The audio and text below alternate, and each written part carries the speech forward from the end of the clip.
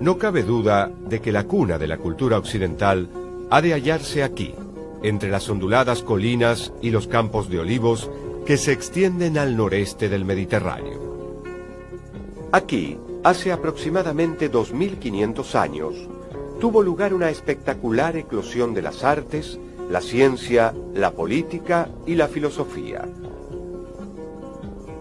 Por primera vez, el pensamiento del ser humano dejó atrás su pasado delimitado por mitos y misterios, e intentó comprender el mundo a través de la razón y la observación sistemática. Fue un momento decisivo en la historia de la humanidad, en el que se sentaron las bases para ser quienes somos hoy en día como individuos y como cultura. Se lo llamó el milagro griego. Las tres áreas principales en las que los griegos se destacaron continúan siendo importantes para nosotros. Una es la filosofía teórica y las bases de la ciencia. El segundo punto en el que su participación fue crucial fue el de entender el lugar que ocupan los seres humanos en el mundo animado, el mundo animal, y Aristóteles, por supuesto, es la mayor influencia. Y por último, en la filosofía moral, política y estética, nuestros principios también se adentran profundamente en el pensamiento griego. Y en estos tres campos, los filósofos griegos estarán detrás de muchísimas de las principales teorías, enfoques y formas de enfrentar al mundo. Donde sea que uno mire, encontrará a Platón o a Aristóteles, o a un estoico o a algún otro. No se puede evitar. Con frecuencia se cree que la filosofía griega tuvo lugar durante 200 años, desde los filósofos presocráticos, anteriores a Sócrates, hasta Platón y Aristóteles, es decir, desde el 500 a.C. al 300 a.C., pero en realidad siguió desarrollándose durante 1100 años, perduró durante 900 años después de la muerte de Aristóteles, y es una historia ininterrumpida. La filosofía nació virtualmente en el mismo momento que la democracia, una forma de gobierno que también estaba imbuida de principios de racionalidad. La reflexión sistemática también dio lugar al surgimiento de los primeros esfuerzos reales de la ciencia, que en la antigua Grecia conformaba un campo de acción indistinguible de la filosofía. Los orígenes de la filosofía occidental se remontan al puerto de Mileto, en la costa oeste de Jonia, en Asia Menor. Mileto estaba ubicada sobre una importante ruta comercial, y era una encrucijada no solo de rutas comerciales, sino de culturas e ideas. Aquí, hombres como Tales, Anaximandro y Anaxímenes comenzaron a reflexionar sobre el mundo natural de una nueva manera, y se los conoció como la Escuela de Mileto. Habían heredado una visión del mundo en que la naturaleza y el destino de cada hombre estaban regidos por los dioses, pero concibieron estas fuerzas de una manera muy diferente, como elementos impersonales que guiaban la estructura de las cosas y el proceso del cambio. Aquí es cuando nace el pensamiento filosófico. Los primeros filósofos, las personas que pensaron especialmente en la costa de Asia Menor, lo que ahora es Turquía y que en ese momento se conocía como Jonia, estaban muy interesados en explicar la génesis del mundo, el surgimiento del mundo, e intentaron aplicar por un lado lo que hoy en día conocemos como investigación racional, y por el otro había vestigios de pensamientos mitológicos. En otras palabras, pensaban que las cosas se desarrollaban de un modo similar al de las especies biológicas, que era la idea mitológica tradicional. Personificaban a los dioses, pensaban que el cielo era un dios y la tierra una diosa, los creaban, tenían hijos y esos hijos representaban elementos naturales y demás. Los primeros filósofos presocráticos sugirieron que de hecho estos ya no eran personas, sino elementos naturales que en realidad surgían uno tras otro. El objetivo de los primeros filósofos era encontrar la sustancia primera o el principio teórico que pudiera explicar toda la realidad. Las preguntas que guiaban su investigación eran: ¿de dónde provienen todas las cosas? Y ¿cómo se originan todas las cosas? Tales, que según Diógenes Laercio, nació en el 640 a.C. y murió alrededor del 546 a.C., es conocido como el primer filósofo. Él afirmaba que el agua era el elemento primordial a partir del cual todo se genera y al que todo retorna. Ahora sabemos que Tales había dicho algo sobre la conexión entre el agua y la tierra, lo cual tenía sentido para un área seca. Sabemos que fue capaz de predecir un eclipse solar, con lo cual debe haber tenido algún conocimiento de matemática y astronomía. Sabemos que midió la altura de la Gran Pirámide, o al menos eso es lo que las personas decían sobre él, lo cual fue una idea maravillosa. Lo que hizo fue ponerse de pie al lado de la Gran Pirámide, y cuando su sombra tenía el mismo largo que su altura, midió la sombra de la Gran Pirámide.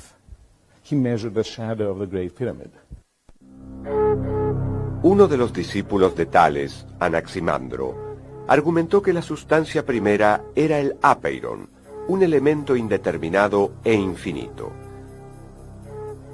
Al hacerlo, se convirtió en el primero en distinguir a las cosas específicas de un hipotético reino ilimitado de donde ellas mismas provienen. También fue el primero en formular teorías que respaldaran sus afirmaciones. Para Anaxímenes, un discípulo de Anaximandro y el último filósofo de la escuela de Mileto, la sustancia primera no era el agua, sino el aire. Según él, en el conflicto cósmico entre el aire, el agua y el fuego, dicha sustancia permanecía neutral y por lo tanto era primordial. Desde donde las cosas se generan, hacia allí también se produce su destrucción necesariamente. En efecto, pagan las culpas unas a otras y la reparación de la injusticia, según el ordenamiento del tiempo. Al norte de la ciudad de Mileto se encontraba Éfeso, la ciudad en donde estaba situado el templo de la diosa Artemisa. Allí vivía el filósofo Heráclito, quien guardó sus escritos en el templo, pero este fue luego destruido por un incendio. Los pocos fragmentos que pudieron recuperarse contienen reflexiones crípticas sobre la naturaleza del cambio. Todo se mueve y nada permanece. En el mismo río no podrías bañarte dos veces, pues siguen afluyendo aguas distintas. La gran intuición metafísica de Heráclito es la idea de que la esencia misma de la realidad es un proceso continuo y un eterno movimiento. Este concepto de cambio constante estaba representado por el fuego, el principio unificador del cambio en sí. Todas las cosas se intercambian por fuego y el fuego por todas las cosas, como las mercancías se intercambian por oro y el oro por las mercancías. Heráclito sostenía que el universo en su totalidad y el ser viviente en su singularidad contienen una multiplicidad de elementos que luchan entre sí.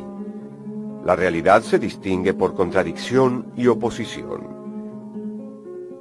Cada cosa contiene en sí misma su opuesto, y una no existe sin el otro. Heráclito fue conocido en la antigüedad como el Oscuro, por sus sombrías y a veces paradójicas declaraciones. El Dios es día-noche, invierno-verano, guerra-paz, hartura-hambre, y en general todos los opuestos. Toma formas mudables, así como el fuego cuando se mezcla con esencias aromáticas, se denomina según el perfume de cada una de ellas.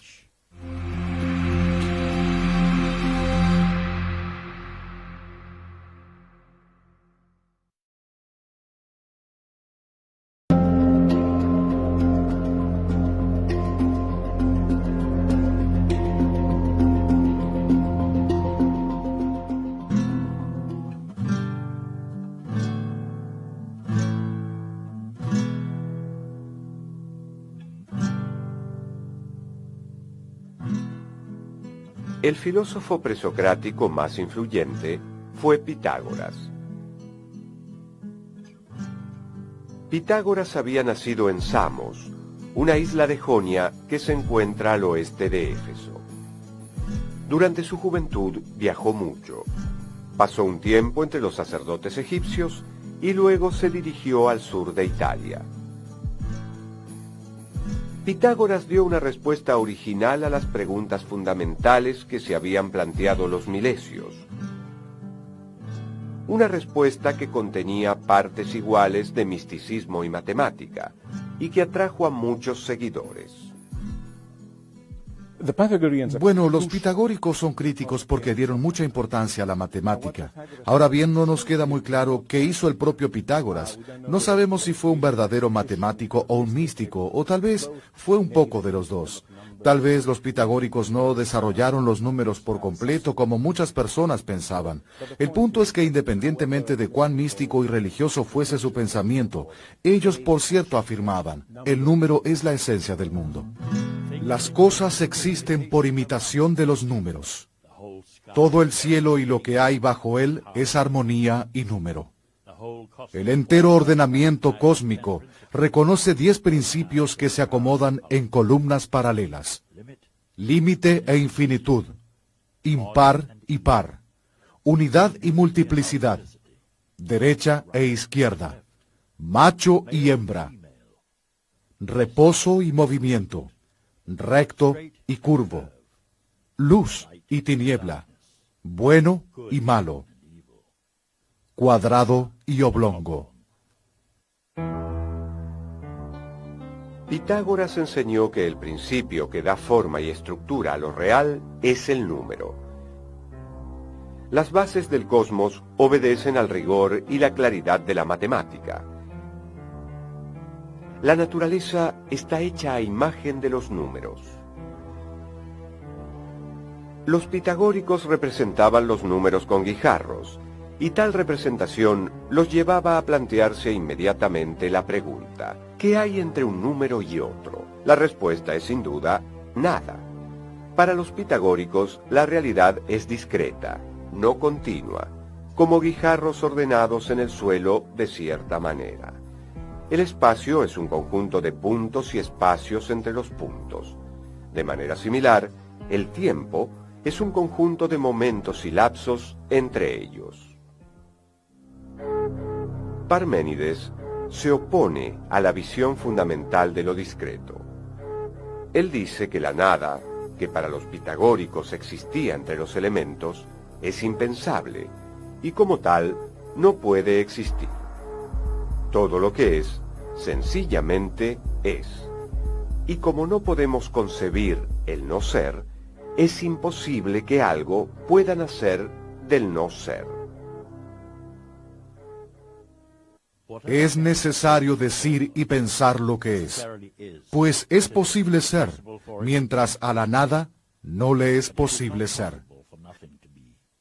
Pues jamás se impondrá esto, que haya cosas que no sean.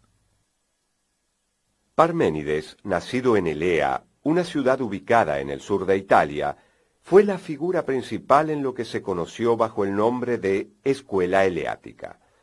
Parménides sostenía que lo que percibimos como movimiento y cambio no es considerado absolutamente más que una ilusión, y que la realidad es una, permanente e indivisible. El ser es inengendrado e imperecedero, íntegro, único en su género, inestremecible y plenamente realizado. Nunca fue ni será, puesto que es ahora, todo a la vez, uno, continuo.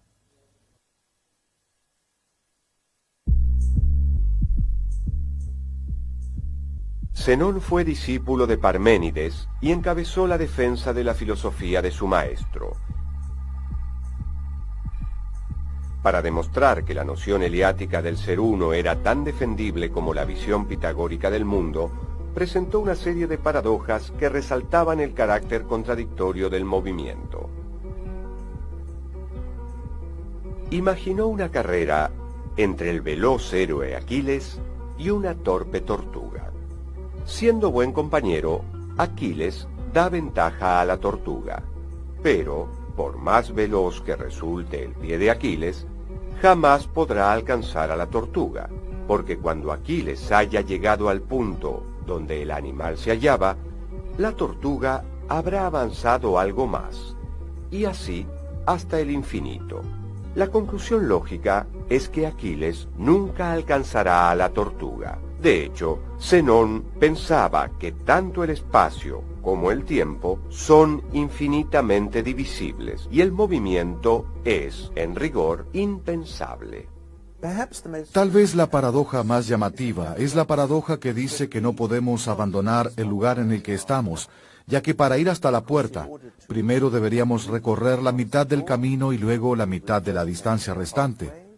O peor aún, para ir hasta la mitad del camino, primero deberíamos recorrer un cuarto del trayecto, y antes de ello un octavo, y así hasta el infinito. ¿Cómo es posible entonces terminar de recorrer un número infinito de distancias? No se puede, y por lo tanto no es posible recorrer ninguna distancia por más pequeña que sea. Esta era su paradoja y siguió intrigando a personas como Bertrand Russell en el siglo XX y de hecho a nosotros en el siglo XXI. Se cree que si existe la multiplicidad, es necesario que sus integrantes sean tantos cuantos son, ni más que ellos, ni menos. Pero si fuesen tantos cuantos son, serían limitados. Si existe la multiplicidad, los entes son ilimitados o infinitos, pues en medio de los entes siempre hay otros, y nuevamente en medio de estos, otros más. El atomismo, una escuela filosófica de la primera mitad del siglo V a.C., que fue encabezada por Leucipo y Demócrito, intentó refutar el monismo estático de los filósofos eleáticos.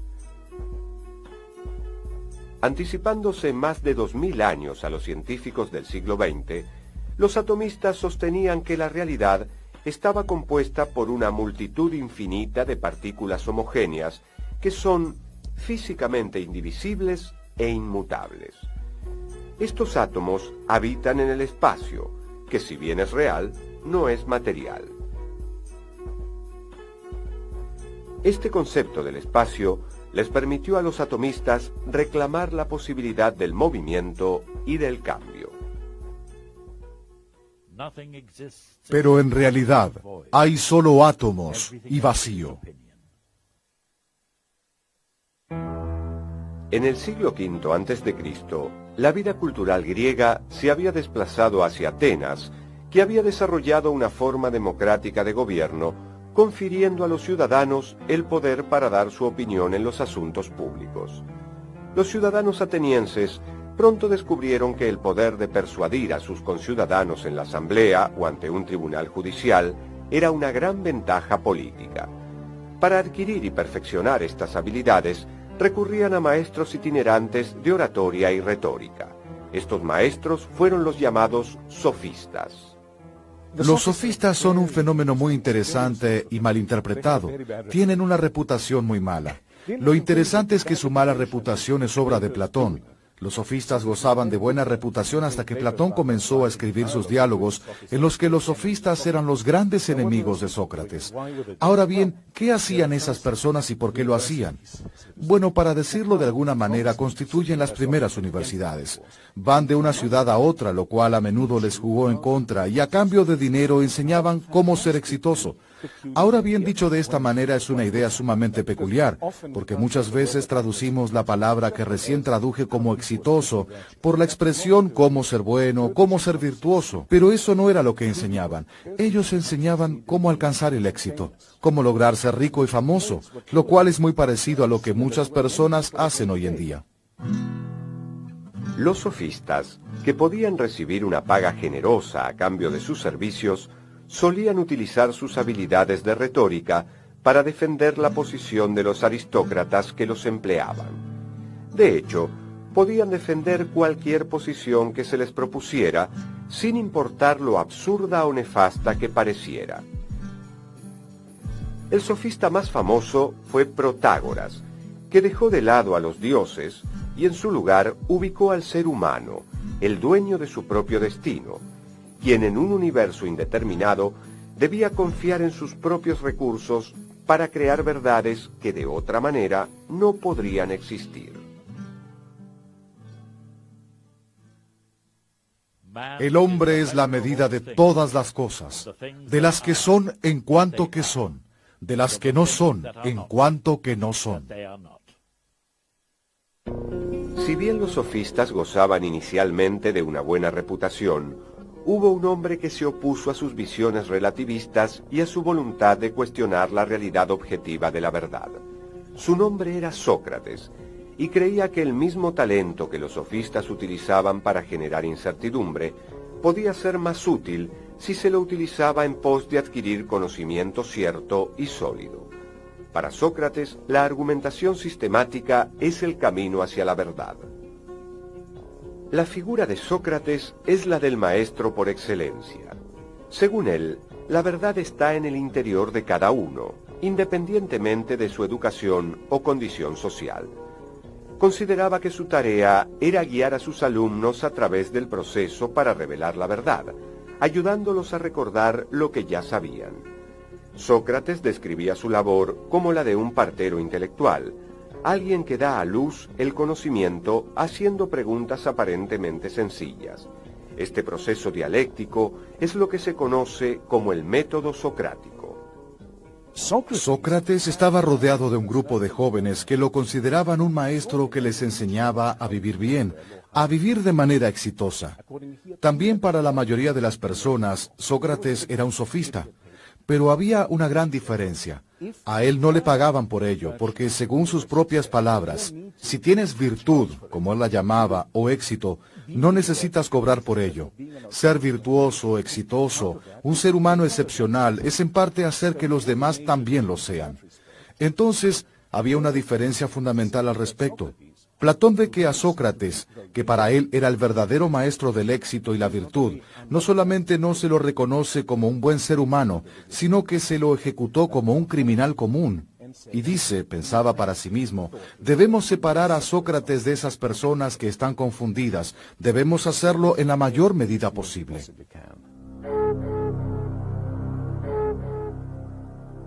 No tenemos ninguna obra escrita por el mismo Sócrates. Conocemos sus enseñanzas principalmente a través de los diálogos de su alumno Platón, en los que Sócrates es el protagonista. Ha sido objeto de polémica hasta qué punto estos diálogos reflejan las enseñanzas de Sócrates o la propia filosofía de Platón. Por lo general, se coincide en que los primeros diálogos de Platón describen el pensamiento de Sócrates, mientras que los últimos el del propio Platón. El diálogo más histórico es la Apología, en el que Sócrates responde a sus acusadores en el juicio al que fue sometido por corromper a la juventud ateniense, una acusación que lleva aparejada la amenaza de muerte. Vosotros también, oh jueces míos, debéis tener buena esperanza ante la muerte, y convenceros de que una cosa es cierta, la de que no hay mal posible para un hombre de bien, ni durante esta vida ni después en el reinado de la muerte. No estoy enojado en lo más mínimo contra mis jueces ni contra mis acusadores, a pesar de que no eran esas sus intenciones al acusarme y condenarme, sino la de hacerme algún mal.